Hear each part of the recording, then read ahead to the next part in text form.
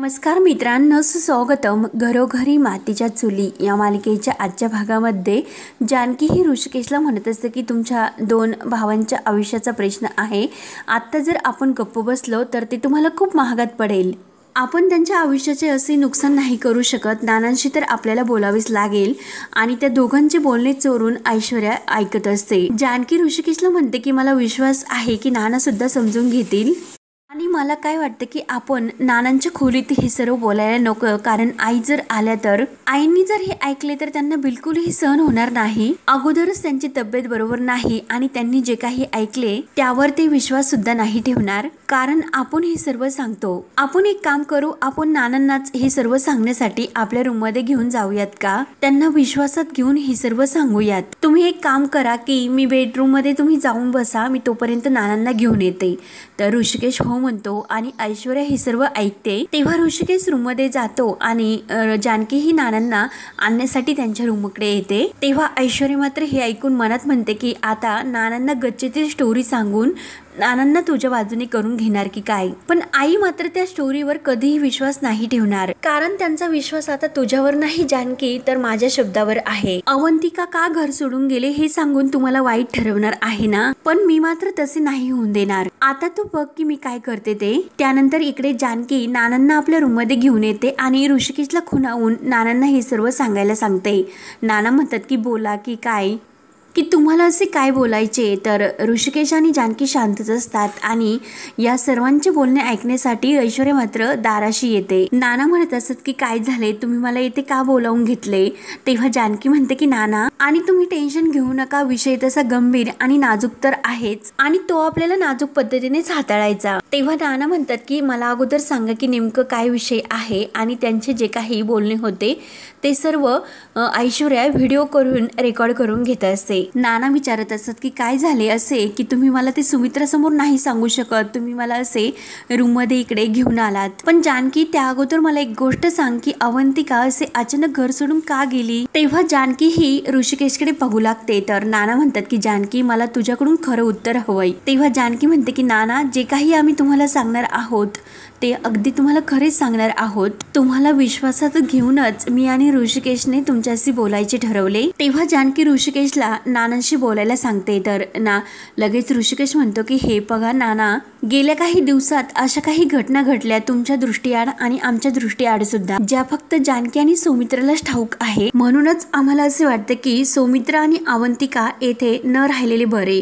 जानकी म्हणते की हो, म्हणूनच आम्ही अवंतिकेला अडवले नाही, तिला इथून जाऊन दिले. ऋषिकेश म्हणतो की नाना मी तुम्हाला जास्त फोडून नाही सांगू शकत, मी फक्त तुम्हाला इतकेच सांगतो की सौमित्रा आणि अवंतिका यांचे येथे राहणे योग्य नाही, विशेषतः आपल्या सारंग आणि ऐश्वर्याच्या संसारासाठी. तेव्हा जानकी म्हणते की नुसते सारंग भाऊजी आणि ऐश्वर्या यांच्या संसारासाठी नाही, सौमित्र भाऊजी आणि अवंतिका यांच्या संसारासाठी सुद्धा. मला असे वाटते की त्या भूतकाळाचा परिणाम त्या चौघांच्या नात्यावर व्हायला नको. नाना तुम्हाला कळते ना की आम्ही तुम्हाला काय म्हणण्याचा प्रयत्न करतो ते. तेव्हा नाना म्हणतात की हो, हळूहळू माझ्या सर्व लक्षात यायला लागले. तेव्हा जानकी म्हणते की नाना कसे आहे की सौमित्र भाऊजींची अवस्था सुद्धा खूप अवघड झालेली आहे. त्यांना तुमच्याशी आणि आईंशी तर उघडपणे बोलता येतच नाही आणि तुम्हाला असे दुखावून घर सुद्धा सोडून जाता येत नाही. आम्ही सांगणे योग्य नाही, तुम्हीच त्यांना हे घर सोडून जाण्यासाठी सांगा. सौमित्र भाऊजी आणि अवंतिका या घरात न राहिलेलेच बरे राहील. तेव्हा नानांना सुद्धा जानकी आणि ऋषिकेशचे म्हणणे पडते, परंतु ऐश्वर्याचा प्लॅन मात्र हा दुसराच असतो आणि तो व्हिडिओ ती काढून घेते. आणि इकडे सुमित्रा आपल्या रूम मध्ये आपल्या सर्व मुलांचा एकत्रित फोटो असतो, तो फोटोकडे पाहून खूप खुश होत असते आणि देवाला म्हणते की देवा, माझे तुझ्याकडे एकच मागणे आहे की जरी ऋषिकेशला कळले असेल की तो माझा सावत्र म्हणणार तर पुन्हा शांत होते की, आणि परत म्हणते की मी त्याची खरी आई नाही, पण तरीही या चारही मुलांमधील माझी माया कायमच असून दे, त्यांच्यामध्ये कधीही सावत्रपणा येऊन देऊ नकोस. आणि तेवढ्यात ऐश्वर्या आत येते आणि सुमित्राला म्हणते की कुठल्याही आईला असे वाटते की आपल्या मुलांनी एकत्र राहावे आणि मुले सुद्धा एकत्र असतात, पण कधी कधी प्रॉब्लेम तर मुलांचा नसतो, घरी आलेल्या सुनांचा असतो. तर सुमित्रा म्हणते की काय तू असे का म्हणतेस? अगं माझ्या सुना तर ऐश्वर्या म्हणते की आई मला तुम्हाला काहीच म्हणायचे नाही, आणि म्हणायचे जरी असते पण मी तुम्हाला ते कसे सांगू तेच मला नाही कळत. सुमित्रा म्हणते की अगं तू असे का म्हणतेस? तू माझ्याकडं काही सुद्धा बोलू शकते, आणि मुळात तुझ्या मनात आलेच असे कसे की तू माझ्याशी काही बोलू शकत नाही ते? तेव्हा ऐश्वर्या म्हणते कारण आई मी चुकले हो, आणि पण प्रत्येक चुका सुधारण्याची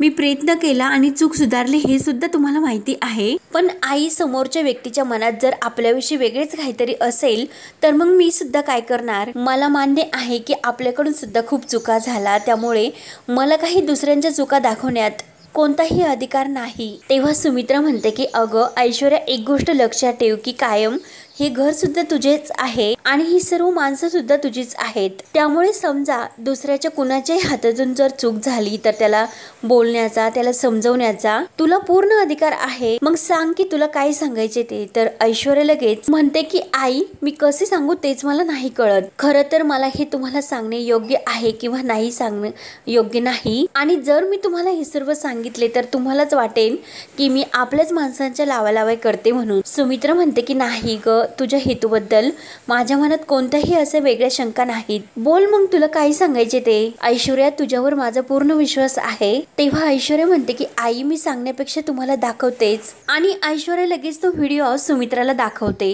ते ऐकून तर सुमित्राला धक्काच बसतो, आणि सुमित्रा म्हणते की जानकी असे का म्हटली असेल? तेव्हा ऐश्वर्या म्हणते की हे तुम्ही तुमच्या डोळ्यांनी पाहिले आणि कानांनी ऐकले. सुमित्रा म्हणते की नाही ऐश्वर्या, तरी सुद्धा माझा अजून सुद्धा विश्वास नाही बसत. तेव्हा ऐश्वर्या म्हणते की आई माझा सुद्धा विश्वास बसला नव्हता, आणि हे सर्व बघून आणि ऐकून मला सुद्धा इतका शॉक बसला, आणि खरं तर हे ऐकूनच मला कसे तरी होते, आणि हे सर्व शूट करायची माझी सुद्धा इच्छा नव्हती. पण बघितले की मी तुम्हाला हा शूट केलेला व्हिडिओ सुद्धा दाखवला तरी सुद्धा तुमचा विश्वास नाही बसत, आणि जर मी तुम्हाला हे तोंडी सांगितले असते तर तुमचा विश्वास माझ्यावर बसला असता का? नाही ना, म्हणून मी हे सर्व शूट केले. आणि रडण्याचे नाटक करून म्हणते की आई बघितलेस का, जानकी वहिनीने माझ्यावर आळ घेतला की मलाच अवंतिका या घरात नकोय असे चित्र त्यांनी सर्वांसमोर तयार केले. पण आई मला अवंतिका येते आपल्या घरात हवी आहे, आणि सौमित्र भाऊजी सुद्धा याच घरात राहायला हवे. मला आपले असे कुटुंब एकत्र राहायला हवे असे वाटते. पण आई जानकी बहिणींना मात्र हे असे नाही वाटत. सॉरी, त्यांच्याबद्दल असे सुद्धा बोलू नयेत कारण त्या माझ्यापेक्षा मोठ्या आहेत, आणि अवंतिकाला घरात घेण्याचा मोठेपणा सुद्धा त्यांनी स्वतःवर घेतला, आणि तिला घरातून हाकलून देण्याचे खापर मात्र माझ्या डोक्यावर फोडले. पण आई प्रत्यक्षात मात्र जानकी बहिणी आणि ऋषिकेश दादा या दोघांना सौमित्र भाऊजी आणि अवंतिका या घरात राहायला नको. तेव्हा सुमित्राला खूप राग येतो, आणि ते ऐश्वर्याला म्हणते की बरं केलेस अगं ऐश्वर्या, तुम्हाला हे दाखवलेस. त्यांनी कितीही प्रयत्न केला आणि वाटेल ते केले तरी सुद्धा मी सौमित्राला मात्र या घरातून नाही जाऊन देणार. त्यानंतर इकडे सौमित्र सुद्धा आपली बॅग भरतो, नानांच्या पाया पडतो, आणि तो सुद्धा घरातून तिकडे राहण्यासाठी जायला निघतो. नाना म्हणतात की अरे आत्ताच आला होता आणि आता लगेच तू या घरातून चालला सुद्धा. अगोदर मी तुला धूर लोटले आणि आता तर नानांच्या डोळ्यात पाणी येते, आणि ते सर्व पाहून जानकी आणि ऋषिकेश यांना सुद्धा खूप वाईट वाटून त्यांचे सुद्धा डोळे भरून येतात. नाना रडतच परत स्वतःला सावरतात आणि म्हणतात की सारंगसाठी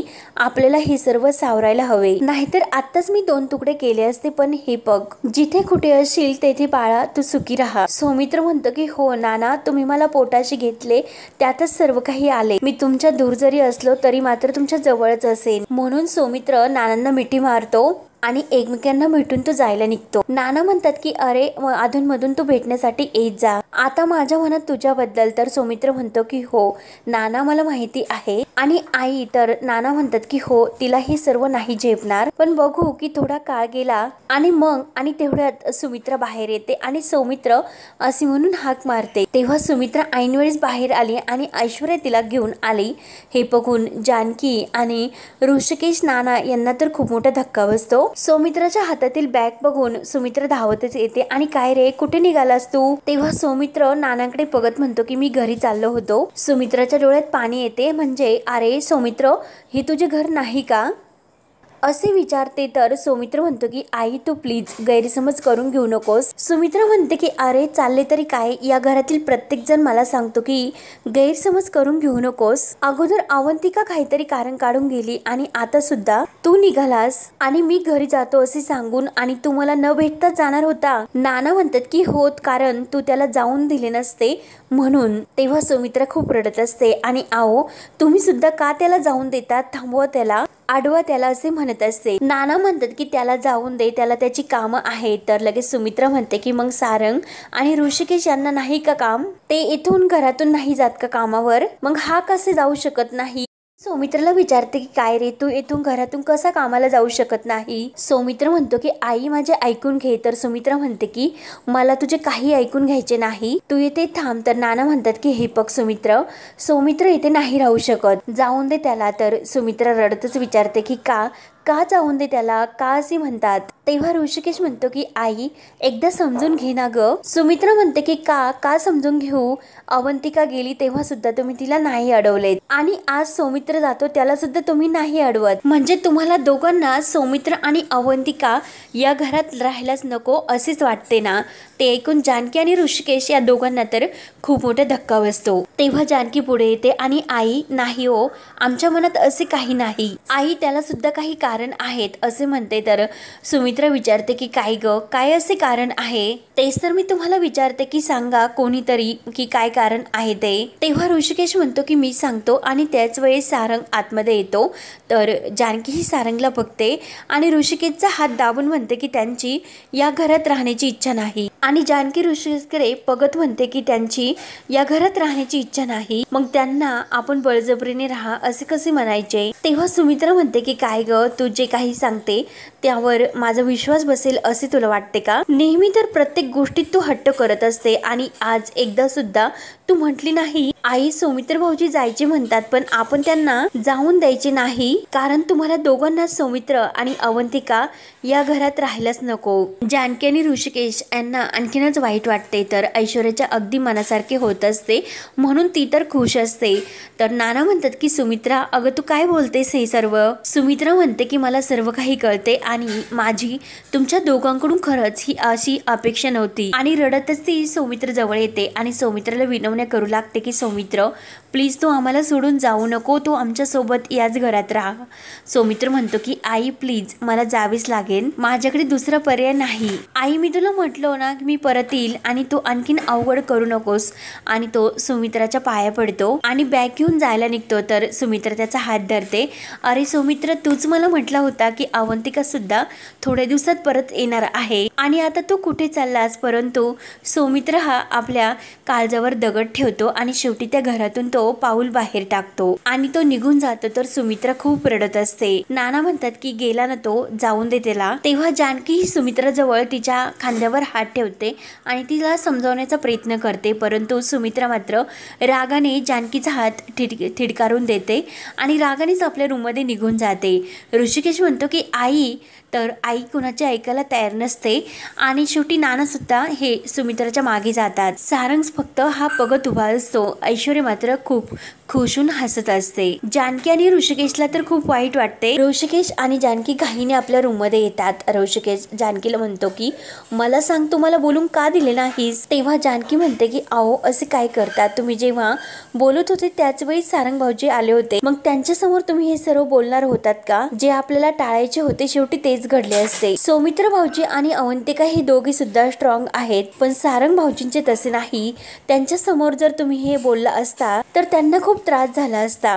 तुम्हाला थांबवण्याशिवाय माझ्याकडे कोणताही असा दुसरा पर्याय नव्हता, म्हणून मी तुम्हाला बोलण्यासाठी थांबवले। ऋषिकेश म्हणतो की जानकी पण एक बाजू सावरताना दुसरी बाजू खाली पडते, हे तुझ्या का लक्षात आले नाही। शेवटी आई आपल्यावर रागावलीस, झाला ना तिचा गैरसमज आपल्या बाबतीत। तेव्हा जानकी म्हणते की आईंचे बाबतीत तुम्ही टेन्शन घेऊ नका, त्यांचा राग आत्ता निवळेल, मी त्यांना समजावेल, आज नाही उद्या नाही परवा तो राग नक्की निवळेल, फक्त तुम्ही इतका ट्रेस घेऊ नका। आपल्या दोघांना असे खचून नाही जायचे. बरं मी आलेच, आईंच्या औषधांची वेळ झाली म्हणून जानकी सुमित्राला गोळ्या औषध देण्यासाठी बाहेर येते आणि ती सुमित्राला म्हणते की आई चला गोळ्या औषधांची वेळ झाली. सुमित्रा म्हणते की मला नकोय. जानकी म्हणते की आई असे करून कसे चालेल, माझा राग प्लीज तुम्ही औषधावर नका काढू, औषधं तर तुम्हाला घ्यावीच लागतील. तेव्हा सुमित्रा म्हणते की इतर सर्व गोष्टीसाठी तू हट्ट करत असते, मग सौमित्र या घरात राहावा असा हट्ट तू का केला नाहीस. तेव्हा जानकी म्हणते की आई अहो मी तुम्हाला काय सांगू, प्लीज तुम्ही समजून घ्या. सुमित्रा म्हणते की वा मी समजून घेऊ का,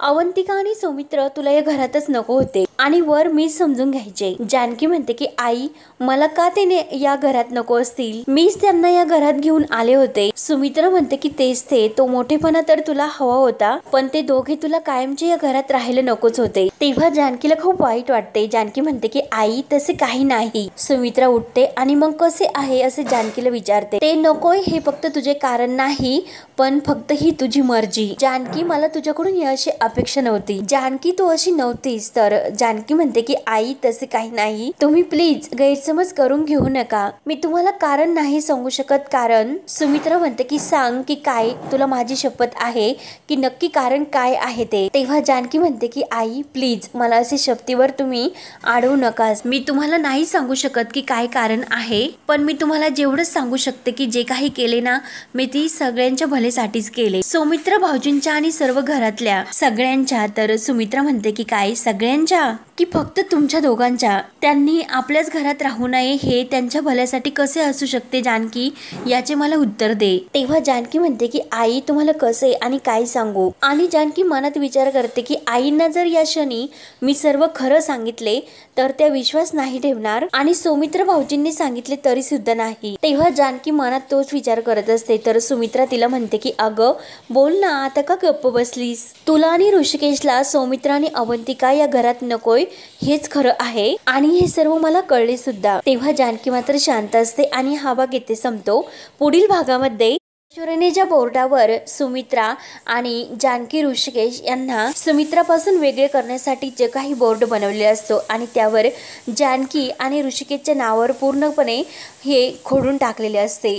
तर ते सर्व जानकी पाहते आणि ऐश्वर्याला त्याचा जाब विचारते की मला आणि ऋषिकेशला आईंपासून तोडण्यासाठी हे सर्व चालले ना. तेव्हा ऐश्वर्या म्हणते की फक्त आईंपासून नाही तर महिनाभरात मी तुला नाही घराच्या बाहेर काढले तर नावाची ऐश्वर्या नाही मी, असे ऐश्वर्या चुटकी वाजवत बोलत असते. तर जानकी सुद्धा चुटकी वाजवतच तिचे चॅलेंज हे स्वीकारते. मी तुला नाही एका महिन्याच्या आत घरातील सर्वांसमोर नाक घासायला लावले तर मी सुद्धा नाही.